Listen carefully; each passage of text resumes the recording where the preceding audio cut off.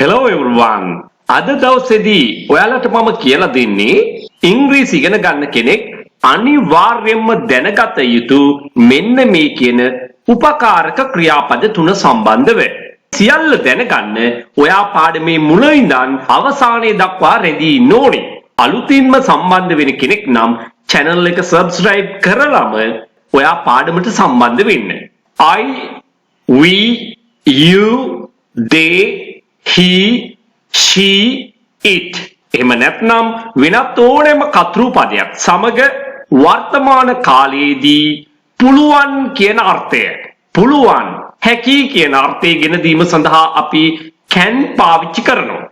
පුළුවන් වුණා කියන අර්ථය ගෙන දීම සඳහා සියලුම කතෘ පද සමග එකසේ could කියන උපකාරක ක්‍රියාව අපි භාවිතා කරනවා. පුළුවන් වේවි හැකි වේවි වැනි අර්ථ ගෙන දීම සඳහා පුළුවන් වේවි හැකි වේවි වැනි අර්ථ ගෙන දීම සඳහා අපිට අනාගත කාලයේ වෙනුවෙන් මේ වාගේ තනි ක්‍රියාපදයක් නැහැ. ඒ නිසා ඒකට විකල්පයක් ලෙස අපි භාවිතා කරන්නේ will be able සමග to භාවිතා කරනවා. මේ විදිහට කියනකොට යම් අදහසක් ඔයාට එන බව ඇත්ත. නමුත් සම්පූර්ණ අදහසක් ලබා ගන්න නම් මේවා උදාහරණ සහිතව සාකච්ඡා කරන්න ඕනේ.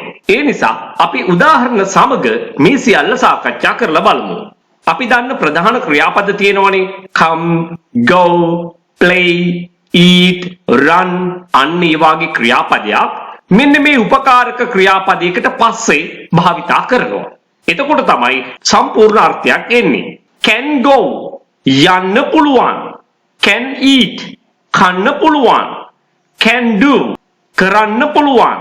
මෙන්න මේ විදිහට ප්‍රධාන ක්‍රියාපදයක් can සමග භාවිතා කරන්න පුළුවන් සියලුම කතෘ පද සමග. I can go මට යන්න පුළුවන්.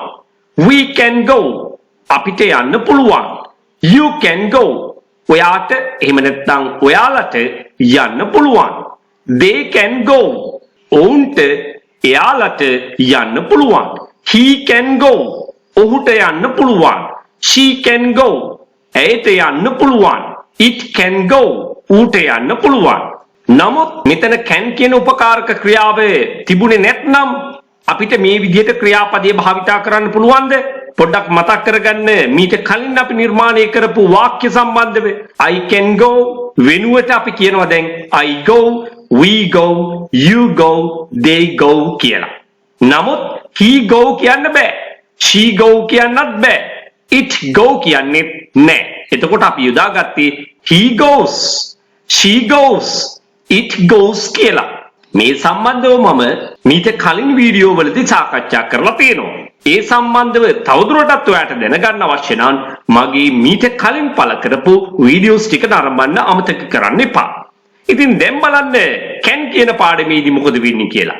can කියන උපකාරක ක්‍රියාව යෙදුවට පස්සේ go කියන ප්‍රධාන ක්‍රියාපදය මේ විදිහට ඒ කියන්නේ can go කියලා සියලු දෙනා සමගම I, we, you, they, he, she, it සමග කිසිදු ભેදයකින් තොරව භාවිතා වෙනවා. මෙන්න මේවා අවබෝධයෙන් ඔයා ඉගෙන ගන්න ඕනි. එතකොට තමයි බය නැතුව ඉංග්‍රීසි භාවිතා කරන්න පුළුවන්, ලියන්න පුළුවන්, කතා කරන්න පුළුවන්. මේ සියල්ල කරන්න හැකියාව ලැබෙන්නේ. ඒ විදිය තමයි අතීත කාලයේදී I could go, we could go, you could go, they could go. He could go, she could go, it could go. එහෙමනම් අනාගත කාලේ කොහොමද නිර්මාණය වෙන්නේ? Will be able සමග අපි to කියන නිපාතය භාවිතා කරන්න ඕනේ. To go ඇත්තටම මෙන්න මේ වාගේ ප්‍රධාන ක්‍රියාපදයක මුල් ස්වරූපයට go, play, dance, eat, do වැනි ප්‍රධාන ක්‍රියාපදයක බේස් එක කියනවා අපි. බේස් ෆෝම් එක, ස්ටෙම් එක, verb stem කියලා කියනවා. ක්‍රියා ධාතුව.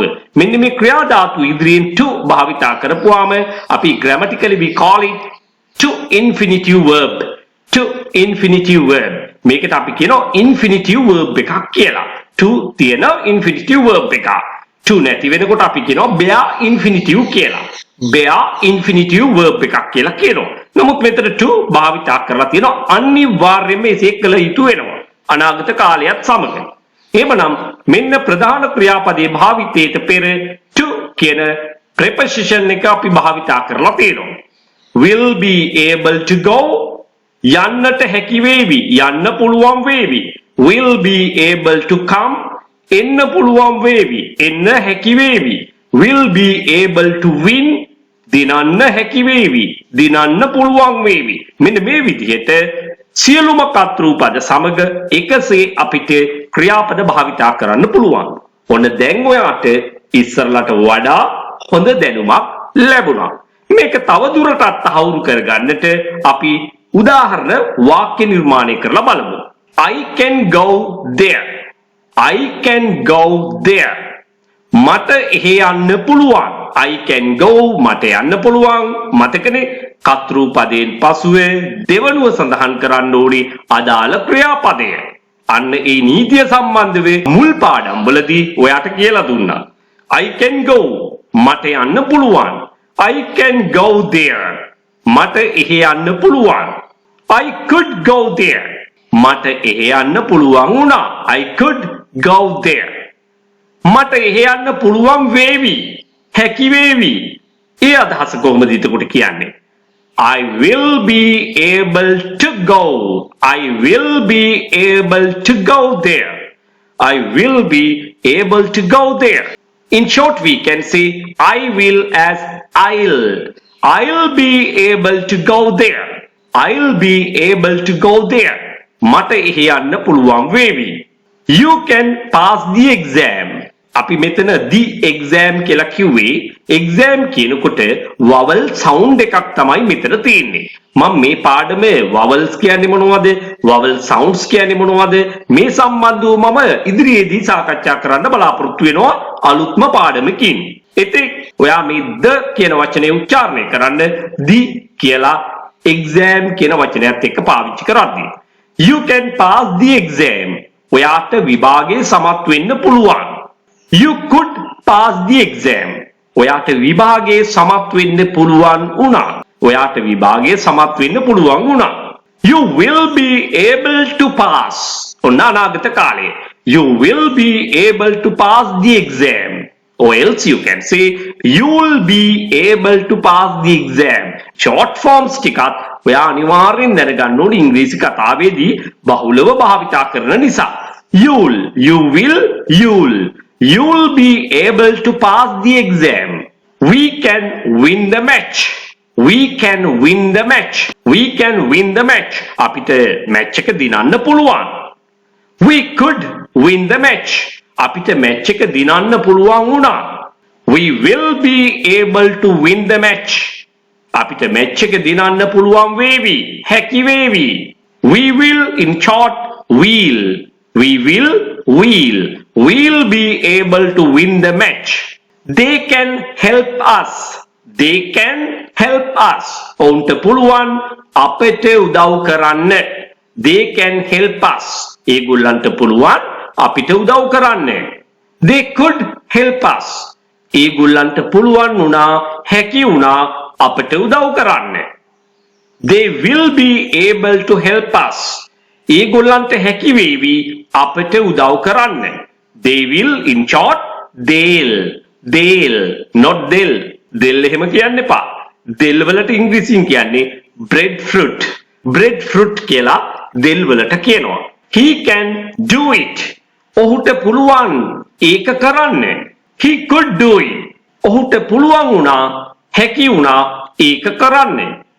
He will be able to do it. He will be able to do it. ඔහුට පුළුවන් වේවි ඒක කරන්න. He will, in short, he'll be able to do it. ඔහුට පුළුවන් වේවි ඒක කරන්න. ඔහුට හැකි වේවි ඒක කරන්න. She can speak well. ඇයට හොඳින් කතා කරන්න පුළුවන්. She can speak well. ඇයට හොඳින් කතා කරන්න පුළුවන්. well කියන්නේ ලිඳ. well කියලා කියනවා සනීපයි ස්වෙන් ඉන්නවා කියන්න. ඒ වගේම තමයි හොඳින් කියන අර්ථයගෙන දෙන ක්‍රියා විශේෂණයක් ලෙසත් well භාවිතා කරනවා.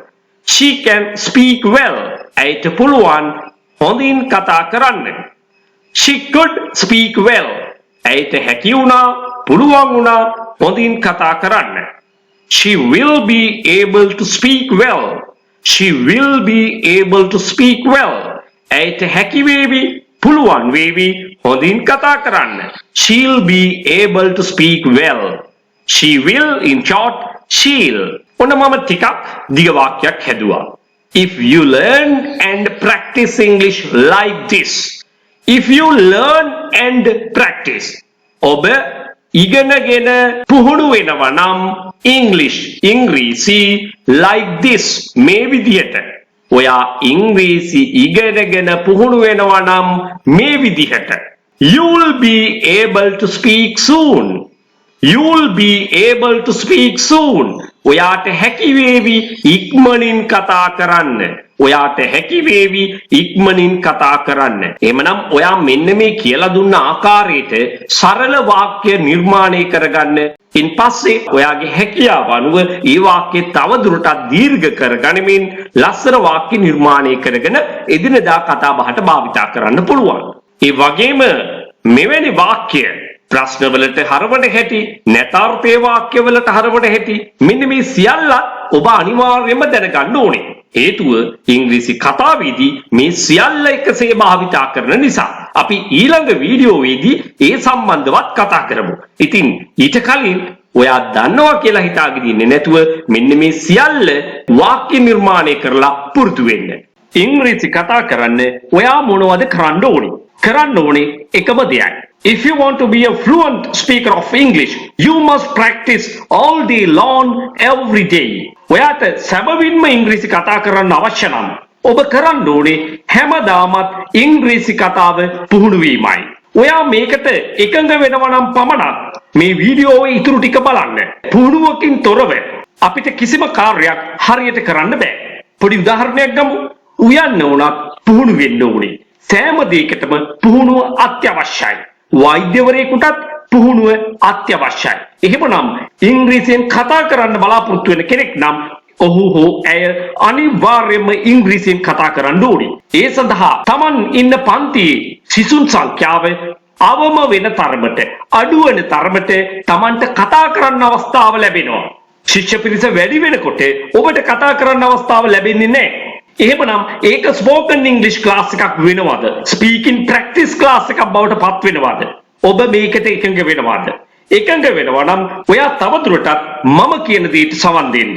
එක පන්තියක ඉන්න සිසුන් සංඛ්‍යාව අඩු නම් ඔබට නියත වශයෙන්ම ගුරුවරයා සමග කතා කරන්න පුළුවන්. කණ්ඩායමේ ඉන්න අය සමග කතා කරන්න පුළුවන්. කෙටියෙන් කියතොත් පුහුණු වෙන්න අවස්ථාව තියෙනවා. පුහුණු වෙනවා නම් නියත වශයෙන්ම ඔබට ඉංග්‍රීසි කතා කරන්න පුළුවන්. ඔයා මේකට එකඟ වෙනවා නම් මම පවත්වන SUK International English Academy ඉංග්‍රීසි කතා කිරීම පුහුණු වෙන්න ඔබ බලාපොරොත්තු වෙනවා නම් ටිකක් මේකට සවන් දෙන්න. ළමයින්ට සහ වැඩිහිටියන්ට ව්‍යාකරණානුකූලව ඉංග්‍රීසි කතා කිරීම පුහුණුව කරනවා ඔන්ලයින් ක්ලාසස් ලෙස. එක කණ්ඩායමකට බඳු උගන්වන්නේ සිසුන් 10 දෙනෙක් පමණයි. මාසිකට පැය 8ක් උගන්වනවා. මාසික ගාස්තුව ළමයින්ට නම් රුපියල් 2000ක් විතරයි. වැඩිහිටියන්ට රුපියල් 3000ක් විතරයි. දැන් මේක බැලු බැලමට ලොකු මුදලක් වගේ පේනවා. ඔයාම කල්පනා කරලා බලන්න කණ්ඩායමකට ඉන්නේ 10 දෙනෙක් පමණයි. එතකොට විතරයි පුහුණු වෙන්න අවස්ථාව තියෙන්නේ. පුහුණු වුණොත් විතරයි ඉංග්‍රීසි කතා කරන්න පුළුවන් වෙන්නේ. මීට වඩා ඉතාම සුළු මුදලකට පන්තිය පවත්වාගෙන යන්න පුළුවන් 100,000 ගණනක් එක කණ්ඩායමක් තුල දාගෙන. ගුරුවරයා විදියට හැමදාමත් මම ගොඩ යනවා. ඉගෙන ගන්න කෙනා කිසිම දවසක ගොඩ යන්නේ නැහැ. ඊට වඩා හොඳයි නොමිලම වීඩියෝ නරඹන්න, පොත් කට්ටලයක් මිලදී ගන්න, දැනුම වැඩි කරගන්න. ගෙදර ඉඳන් පන්ති වලට සහභාගී වෙන්න අවශ්‍ය නැහැ. ඔයා මේකට එකඟද නැද්ද? එකඟ වෙනවා නම් තවදුරටත් අපි වීඩියෝ බලමු. කණ්ඩායමකට එකතු වෙන්න අපහසු නම් ඒ සඳහා වෙලාවක් නැත්නම් Tamanට පහසු වෙලාවක් සූදානම් කරගන්න පුළුවන් මාත් එක්ක කතා කරගෙන. මාසෙකට පැය 6ක් ප්‍රැක්ටිස් කරනවා.